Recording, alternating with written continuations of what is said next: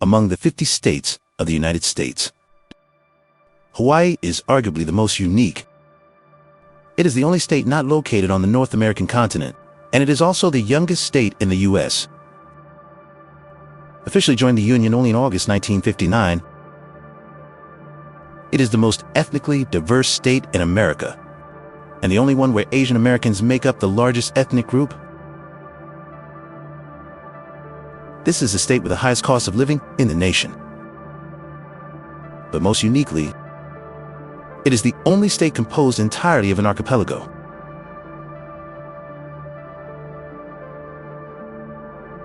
Because of this, Hawaii's transportation patterns are completely different from other states.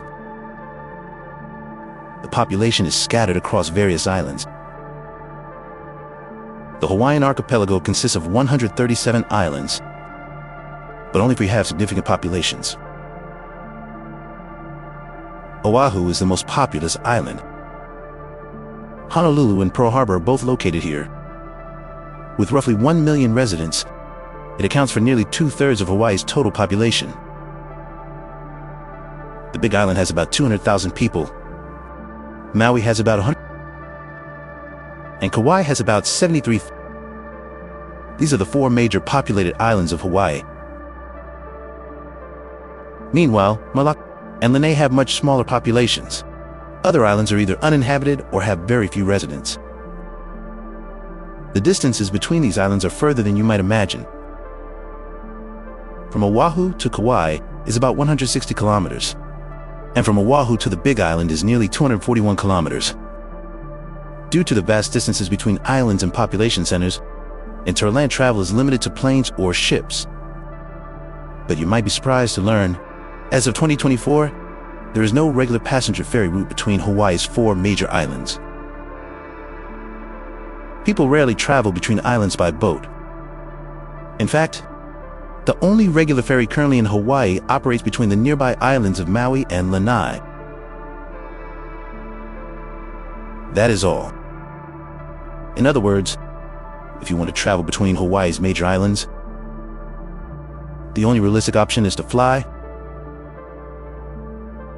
Consequently, inter-island travel is almost entirely monopolized by short-haul flights. At first glance, this situation is quite puzzling. Ferries are very common and popular in many other archipelagos around the world, even in places with much smaller populations than Hawaii. Take Greece, for example. They have dozens of large ferries, serving dozens of islands and locations. Many of these islands have tiny populations, but high tourism demand. In 2023, Hawaii received about 1/3 the number of tourists as Greece. Yet total tourist spending was nearly the same. Hawaii's tourists spent nearly $21 billion that year, while Greece saw about $23 billion. This means that, theoretically, a Hawaiian to-land ferry system could have passenger volume comparable to that of Greece. Looking at mainland North America, 3 typical examples make the lack of ferries in Hawaii seem even more unreasonable.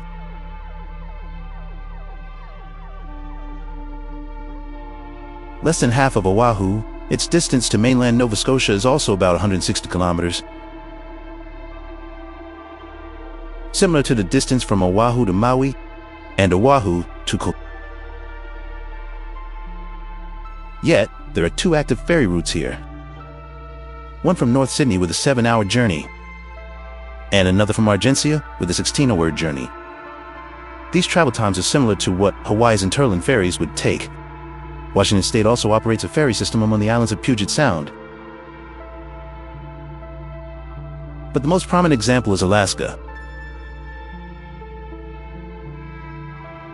Its ferry system covers immense distances, connecting numerous small communities, stretching from Bellingham, Washington, all the way to the Aleutian Islands.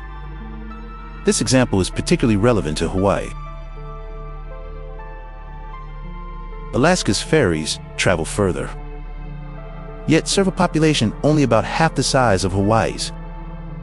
So why is there almost no ferry service in Hawaii? Why isn't Thailand travel limited to planes instead of ships? Historically, Hawaii did operate large interline ferries, but they all failed. The reasons are complex. Tied to Hawaii's unique geography and demographics, the most significant attempt was called the Hawaii Superferry. This project turned out to be a massive debacle. Planning for the Superferry began in 2001, driven by a private company. The goal was to provide an alternative to air travel, one that was fast, affordable, and most importantly, allowed people to transport cars and luggage.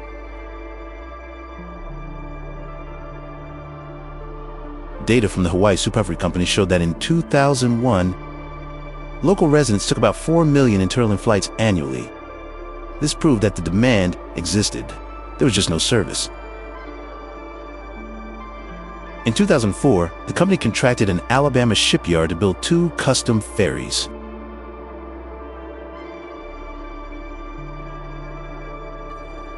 For a total of $178 million. About $89 million each. Adjusted for inflation, that's roughly $332 million today. In 2007, the Hawaii Superferry was finally ready to launch its grand plan. 4 regular routes between the 4 major islands. However, the company immediately ran into massive difficulties. First were significant environmental concerns and lawsuits. Many ferry routes would cross established humpback whale migration paths. People feared the giant vessels would strike and kill whales, damaging Hawaii's unique marine ecosystem. Even more pressing was the fear that the ferry would spread invasive species to other islands. As a remote archipelago, Hawaii's ecosystem is extremely fragile, leading to some of the strictest invasive species controls in the U.S. Several notorious invasive species were already rooted on the Big Island. It's almost impossible to eradicate. The state government was doing its best to contain them there, limit them to the Big Island. The biggest worry was that ferries carrying private cars would make it much easier to accidentally transport these species compared to planes.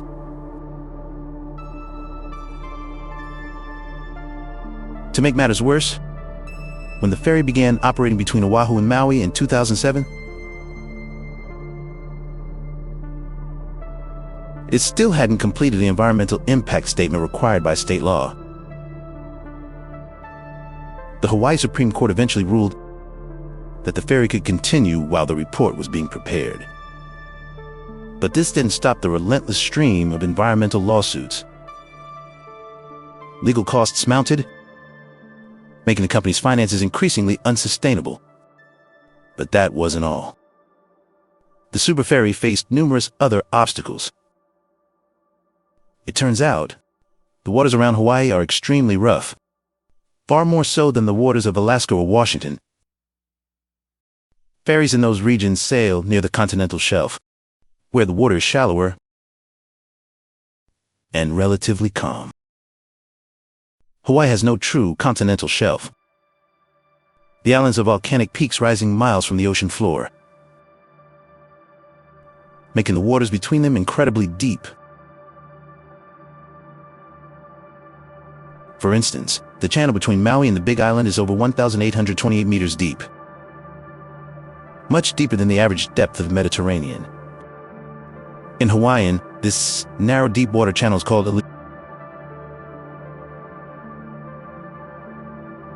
which roughly translates to channel of great smashing waves. The name alone tells you how terrifying the swells are. Currents surge through these deep valleys. Between Maui and the Big Island and other channels are equally deep and rough. This meant interlinked ferries were essentially ocean-crossing vessels, requiring larger, sturdier, and more expensive ships than those in Alaska or Washington. And with distances between major islands exceeding 100 nautical miles, a one-way trip typically took 6 to 8 hours. Sometimes longer. With constantly rough seas, seasickness was a universal problem for passengers. For a Hawaii resident, taking a ferry to another island meant up to 8 hours one way, with a high probability of seasickness. A round trip would take a whole day, making same-day travel impossible. Once on the other island, they'd have to compete with tourists for hotels. The cost and convenience were very poor. Meanwhile, a round-trip flight is usually just over $100, taking less than an hour one way. It's cheaper, faster, and doesn't cause seasickness. Planes were clearly the more rational choice. Furthermore, Hawaii residents didn't have a strong need for interlane commuting. Oahu is the economic and population center. Most concerts, major events, and top-tier medical resources are all here. This means residents of other islands usually only visit Oahu a few times a year, either for special events or medical treatment. In these cases, they'd rather fly than take a ferry. As a result, many Hawaii locals felt that it would be tourists, not locals, who would heavily use the entailing ferry,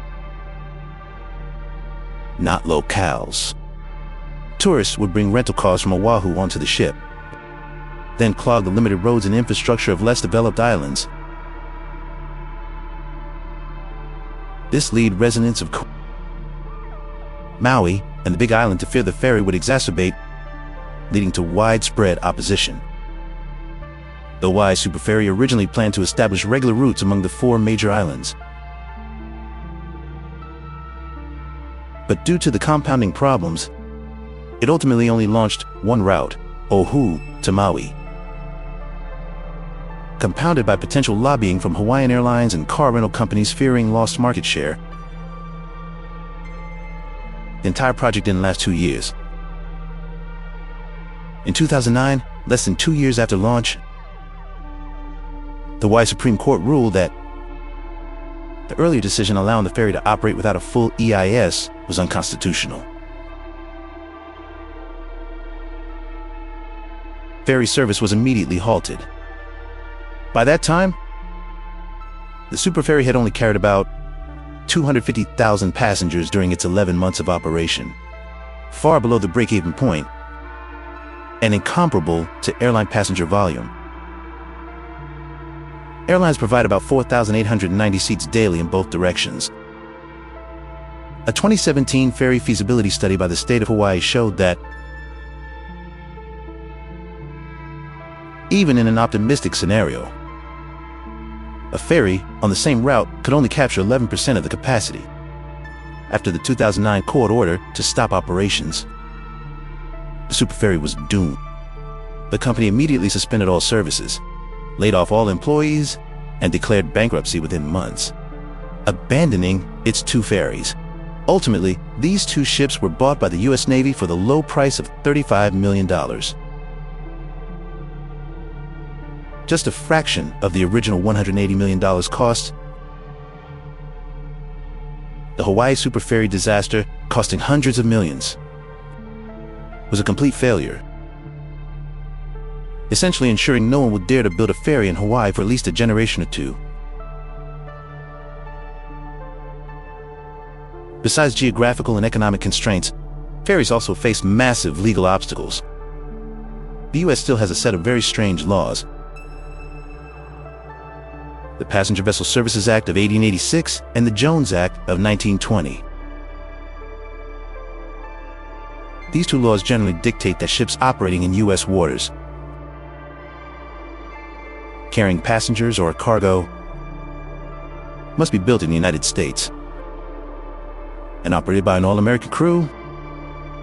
This set of laws is essentially over a century of maritime protectionism. forcing American ferry and logistics companies to buy ships only from U.S. shipyards. However, the U.S. shipbuilding industry has long been protected, leaving it with low global competitiveness. Since they have a fixed clientele, prices are artificially high. The final conclusion of the 2017 State Ferry Feasibility Study was that, while theoretically possible, a ferry system is completely unfeasible economically. For too many reasons. The study also surveyed Hawaii residents, finding that resident expectations are completely mismatched with current technical and economic realities. A ferry from Oahu, Honolulu to Hilo on the Big Island shouldn't take more than 3 hours to be competitive with planes. But the study found that even sailing at a high speed of 40 knots, the one-way trip would take nearly 7 hours, more than twice what residents expected. The study concluded that the cost of expanding ports, building passenger terminals, and establishing agricultural inspections to prevent the spread of invasive species, along with the year-round maintenance and operation costs of ferries, simply couldn't match the limited demand for interland long-distance ferries.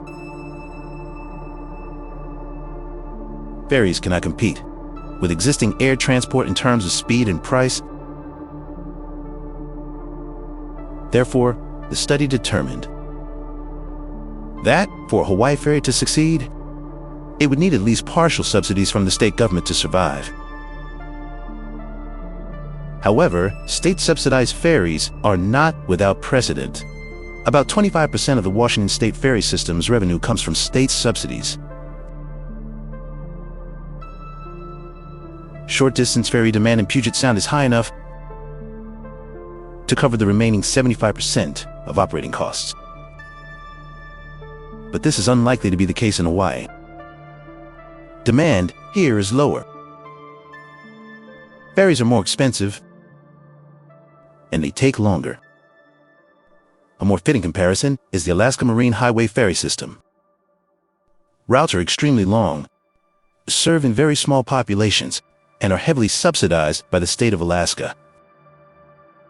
But Alaska can afford these high subsidies because of its massive oil reserves.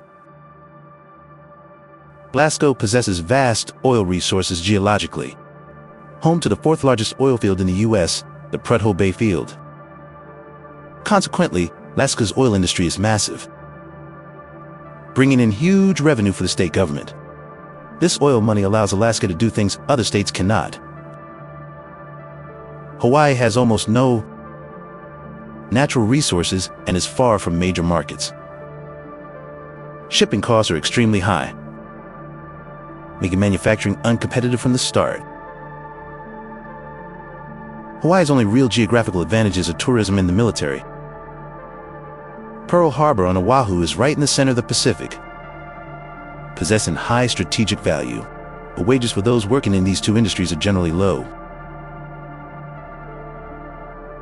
This is why Hawaii's median income is lower than that of New Hampshire. Yet housing costs are nearly twice as high.